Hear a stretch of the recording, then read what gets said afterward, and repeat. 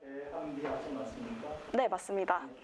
발표 시간은 공지한 대로 10분 딱 지켜주시고 그다음에 우리가 한 2분 정도 남았을 때 8분 정도 됐을 때 아마 얘기를 해드릴 거예요. 네, 알겠습니다.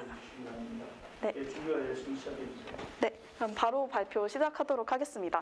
독거노인 돌봄 시스템의 생활동작 빅데이터를 활용한 노인성 질환 예측 모형 구현을 주제로 논문 발표 진행하는 아바타 팀입니다. 저는 오늘 발표 진행하게 된 대한비입니다. 서론, 본론, 결론을 순서로 발표 진행하겠습니다. 보건복지부 통계자료에 따르면 현재 치매 환자 중 41.4%가 홀로 거주하고 있으며 독거노인은 일반 노인보다 치매 발병률이 2.9배 높다고 합니다. 왼쪽의 그래프를 보시면 독거노인 수와 치매 유병률이 계속해서 증가하고 있음을 보실 수 있습니다. 이런 치매 조기 발견이 매우 중요하다고 합니다. 질병관리본부 자료에 따르면 건망증 단계에서 조기 발견한 치매의 경우 진행도가 현저히 떨어지는 것을 확인할 수 있었습니다. 저희는 이를 통해 노인분들의 빠른 치매 진단이 중요함을 알게 되었습니다. 또한 치매 시 생활이 쉽지 않고 조기에 치매를 파악할 수 있는 보호자가 부재하는 독거 노인분들에게 특히 중요할 것이라고 생각하였습니다. 이에 독거 노인의 생활을 돕고 치매 진단을 돕는 본 프로젝트에 착수하였습니다. 플랫폼 3개에 앞서 치매 징후를 발견할 수 있는 지표를 4가지로 설정하였습니다. 식사, 복약, 활동량, 외출입니다. 식사 같은 경우 치매 환자분들께서 쉽사리 중복 식사를 수행하시거나 식사를 미수행하는 경우가 빈번하게 발생하였습니다. 복약 같은 경우도 홀로 사시는 치매 환자분들 경우에 스스로 챙겨 드시기가 쉽지 않음을 인터뷰를 통해서 파악할 수 있었습니다. 또한 활동성 치매와 비활동성 치매가 있는데 둘은 활동량이 급격하게 증가하거나 급격하게 감소하는 등의 증상이 나타난다는 걸 파악할 수 있었습니다. 이런 증상들은 상당히 많은 치매 환자분들이 이미 겪고 계시는 문제이기 때문에 관리하는 디바이스들이 시중에 출시되어 있습니다. 하지만 개별 기기로 분리되어 있어 데이터 수집에 한계가 있다는 단점을 파악하였습니다.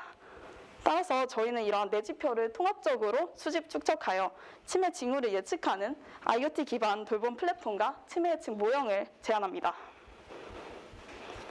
저희의 플랫폼은 크게 3가지로 구성되어 있습니다. IoT 디바이스, 그리고 애플리케이션, 머신러닝입니다. 첫 번째로 IoT 디바이스는 환자의 가정에 설치되어 환자의 생활을 실시간으로 돕고 또 센서를 통해서 데이터를 자동으로 수집합니다. 이렇게 수집된 데이터는 AWS 클라우드 서버에 업로드됩니다. 이렇게 업로드된 데이터는 애플리케이션을 통해서 보호자와 치매 안심 센터가 확인할 수 있습니다. 또한 장기간 축적된 데이터는 머신러닝 분석을 통해서 치매와 노인 우울증을 진단하는 데 사용할 수 있습니다. 먼저 IoT 디바이스는 앞서 설명드렸던 4가지 관리 디바이스로 구성되며 아래와 같은 센서로 자동으로 데이터를 수집합니다. 이렇게 축적된 데이터는 소켓 통신을 이용하여 AWS 서버에 업로드되며 MySQL로 구성된 DB에 데이터가 쓰여지게 됩니다. 저희 DB 테이블 구조는 아래와 같습니다. 특히 복약, 식사, 활동량 등 장기간 데이터가 계속해서 축적되는 데이터의 경우 테이블 아래와 같이 따로 구성하였습니다. 그리고 이러한 데이터가 전달되는 애플리케이션은 다음과 같습니다. 먼저 환자별로 하루 동안의 생활 데이터를 확인할 수 있는 메인 페이지, 그리고 관할군의 환자를 한눈에 확인할 수 있는 환자 페이지로 크게 구성이 되어 있습니다. 이렇게 장기간 축적된 데이터는 빅데이터 분석을 통해 노인성 질환 진단 및 예측에 사용됩니다. 저희 논문의 주제이기도 한 노인성 질환 진단 모형에 대해서 말씀드리겠습니다. DB에 축적되는 치매 환자 생활 데이터의 가치에 주목하여 빅데이터 분석을 통한 치매 예측 모형을 구현하였습니다. 판단의 지표는 식사, 복약, 활동량, 외출 총 4가지이며 이들의 위험 징후와 상관관계를 측정하여 예측 모형을 구현하였습니다. 현재는 지금 가중 모두가 중요하다고 판단해서 가중치를 1로 두었으나 이후 연구가 고도화될 때 더 정확한 상관관계가 반영되면 가중치를 변경할 수 있도록 하였습니다. 이 4가지 데이터의 종합적 판단은 질환 예측의 정확도를 더욱 향상시킬 것입니다. 본 플랫폼이 측정하는 데이터는 시간에 따라 순차적으로 관측한 값들의 집합으로 시계의 데이터에 해당합니다. 시계의 데이터는 추세, 계절성, 주기, 랜덤 요소 4가지의 특징을 갖고 있습니다. 장기적으로 나타나는 변동 패턴인 추세, 주, 월, 분기, 반기 등 이미 알려진 시간의 주기로 나타나는 패턴인 계절성, 고정된 기간이 아닌 장기적인 변동을 나타내는 주기, 기타 요소들을 통합한 랜덤 요소로 이루어져 있습니다.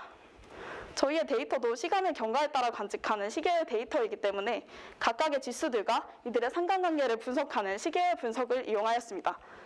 초기에 수집되는 데이터를 바탕으로 모델링 및 최적화를 진행하고 이후 데이터에서 추세에 벗어나는 이상치를 발견할 것입니다. 이를 위해 저희가 사용한 모형은 아리마 모형입니다.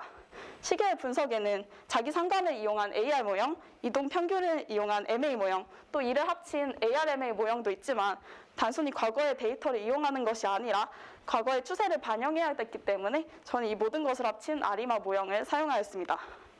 저희가 아래 식은 저희가 사용한 아리마 모델 식이며 추세의 변화는 이전 값들과 이전에 의해 발생한 Y 노이즈에 의한 것이라는 것을 알 수 있습니다. 아래 그래프는 아리마 모형의 특징을 가장 잘 나타낸 그래프이며 일정 주기를 바탕으로 반복되는 것을 보실 수 있습니다. 따라서 추세에서 벗어나 이상치를 찾을 수 있습니다. 저 왼쪽의 그래프는 저희가 실제 독거 어르신이신 이종열 할머님 댁에서 하루 동안의 활동량을 측정한 데이터입니다. 수면 시간에 월등히 활동량이 낮고 또 활동량 피크 시간과 외출 시간을 확인하실 수 있습니다. 이처럼 복약, 식사, 외출, 그리고 활동량은 개인에 따라서 편차가 클 수 있기 때문에 개인별로 최적화하기 위한 기초 데이터 수집 기간이 필요합니다.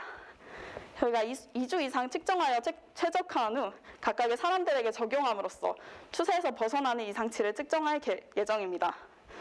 또 이러한 결과를 보호자와 센터 관리자에게 앱을 통해 전달함으로써 위험 상황 판단과 치매 조기 진단에 기여할 수 있을 것으로 생각합니다. 네, 저희 하드웨어를 통한 측정 데이터들을 모델링을 통해 분석하고 이에 결과값들까지 데이터화하여 치매 예측 모델을 구현하였습니다. 모델의 예측치는 치매 진단의 지표로서 센터와 보호자에게 제공됩니다. 이는 장기적인 관점에서 치매 진단 및 경중을 정확하게 예측할 수 있는 효과적인 모델로 성장할 수 있을 것으로 기대됩니다. 본 플랫폼을 통해 치매안심센터는 효과적으로 갓날 내 노인의 데이터를 수집하고 돌봄을 제공할 수 있습니다. 저희는 돌봄의 주체를 1차적으로 치매안심센터로 설정을 하였는데 그 이유는 독거 치매 어르신들 같은 경우는 보호자가 안 계시는 경우도 있다 보니 그분들에게도 효과적인 돌봄을 제공하기 위해서입니다. 또한 장기화된 데이터는 노인성 질환 분석 고도화로 보다 정확한 치매 진단을 가능하게 할 것입니다. 이를 통해 국가의 치매 환자 진단 관리 시스템을 구축하여 점점 수가 증가하고 있는 독거 치매 어르신께 효과적인 돌봄을 제공할 것입니다. 네, 저희 아바타 팀 준비한 발표 여기까지입니다. 감사합니다. 네, 수고 많으셨습니다. 위원님 바랍니다. 그렇다면 이게 지금 예측 결과를 앱에서 이제 진단을 볼 수가 있는 건데 네. 그럼 예측하는 결과를 모형으로 만드시는 거잖아요. 네. 그러면 그거에 대해서 논문에 현재 그 예측 모델링에 대한 정확도를 판단을 할 수 있는 기준 같은 것들이 좀 있을까요? 저희가 지금은 치매 환자의 데이터를 직접 수집하기 어렵다 보니까 거기까지 진행은 하지 못하였는데 치매 안심센터 같은 경우는 관할하고 계신 환자분들의 치매 중증도를 다 파악을 하고 계십니다. 이 어플에서 수집된 데이터와 그 파악된 중증도를 연결할 수 있다면 향후에 치매의 경중과 그리고 이 데이터의 상관관계를 더 면밀하게 알 수 있을 것으로 기대하고 있습니다. 그리고 혹시 이런 보니까 빅데이터를 활용한 노인성 질환이다라고 이제 그 제목이 붙어 있는데 네. 어떤 빅데이터를 어떻게 처리했는지 빅데이터라고 하는 기준을 어떤 식으로 잡아서 제목에다가 쓴 건지 좀 알려주시거든요. 네. 데이터 자체의 양이 그렇게 일정하게 많은지가 궁금해서 네. 어떤 이유로 빅데이터라는 얘기를 썼는지. 그 부분에 대해서 답변 드리겠습니다. 처음에 저희가 플랫폼으로 주제를 시작하지 않고 시스템으로 주제를 시작했습니다. 그 이유는 처음에 저희가 기획했던 건 IoT 디바이스랑 그리고 애플리케이션이었기 때문입니다. 그렇지만 이 주제를 진행하다 보니까 이 치매 환자의 생활 데이터가 거의 지금 실시간으로 24시간 내내 수집되고 있고 이를 관할군에 있는 모든 치매 환자분들에게 적용할 생각인데 그러면은 그렇게 축적된 데이터의 가치가 상당할 것이라는 판단이 들었습니다. 그래서 그 이후에 빅데이터 관점에서 이를 보완해 나간 것이 세 번째 모델이라고 생각해 주시면 되겠습니다. 답변 감사한데 하나만 네. 여쭤보시면 네. 그 이후에 나중에 분류를 할 때 사용할 빅데이터에 대한 오픈소스라든가 예상하는 뭐 라이브러리라든가 사용 생각하시는 게 있으실까요? 소프트웨어 관련해서. 그 부분 말씀드리자면 일단 그 질문에 대한 답변을 제가 준비하지 못한 것 같습니다.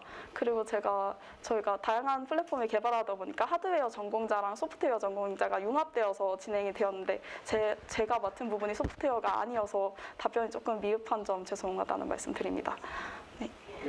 그러면은 아리나 분석만 하고 그 딥러닝 알고리즘은 적용이 안 되겠다는 거죠? 일단은 그런 것으로 알고 있습니다. 활동량 데이터가 24시간. 네. 그리고 그 비전 기반 데이터를 수집해서 활동량 데이터를 계산하는 건가요? 저희 활동량 데이터 수집 방식이 적외선 PIR 센서를 이용하는 거기 때문에 카메라는 아니고 그 환자의 움직임을 감지를 하고 있습니다. 여기 지금 제목에는 그 비전ing도 효과가 돼 있다고 보고 그다음에 IR을 이용해서 활동량 데이터가 정확한 계산이 가능한가요? 어차피 상당히 있을 거예요. 그러니까 이 존재하는 것만 알지 네. 움직임이 어느 정도인지는 지금 불가능하지 않나요? 저희도 초기에 그 부분이 많이 걱정이 되어서 각도 같은 걸 좀 많이 신경을 써서 진행을 했었습니다. 지금 5차 같은 경우는 진짜 활동량이 없을 때는 0이 들어오고 있을 때는 1이 계속 반복해서 들어오는 형태라서 지금은 어느 정도 그 부분이 보완이 되었다고 생각합니다. 그게 활동량 추이로 발생이 되려면 네, 움직임을 예측을 해야 되는 거잖아요. 네 맞습니다. 그 적외선 같은 경우 그냥 있다일 뿐인데 가만히 있어도 있다거든요. 아, 그게 어떻게 활동량으로 분석이 되는지. 저희 말씀해주신 부분에서도 다시 한번 찾아볼 예정인데 지금은 있는 상태에서는 그냥 0으로 인지를 하고 있는 상태에서 움직일 때만 1로 인지를 하고 있습니다. 아니요. 네네. 보통 비전기를 써가지고 뭐 어깨선의 움직임이라든지 이런 걸 트래킹해서 활동량을 계산하는 방식이 많은데 지금 기존에 지금 차별성이라고 얘기한 부분에 보면 네. 그런 비전 기반이 데이터 수집보다도 좀 더 한계가 있어서 박을 푼 거라고 생각을 했는데 저는 오히려 활동량 계산에 이 모델이 한계가 있지 않을까 싶은데요. 네, 말씀 충분히 이해합니다.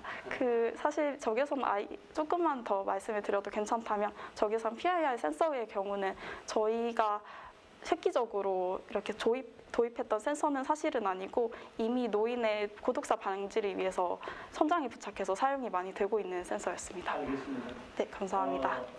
마지막으로 뭐한 30초 정도 하시고 싶은 말씀 있으면 하시고 마치도록 하겠습니다. 네, 알겠습니다. 감사합니다. 일단 이른 아침부터 귀한 시간 내주셔서 정말 감사드리고요. 저희가 이 프로젝트 8개월 정도 진행하면서 진짜 기술을 통해서 독거 치매 노인분 등 어려운 분들 도우실 수 있다는 확신이 많이 들었고 미래에는 이런 빅데이터 분석이 더 활용화될 것이라는 확신이 많이 들었습니다. 오늘 발표 잘 들어주셔서 정말 감사드립니다. 네, 감사합니다. 감사합니다.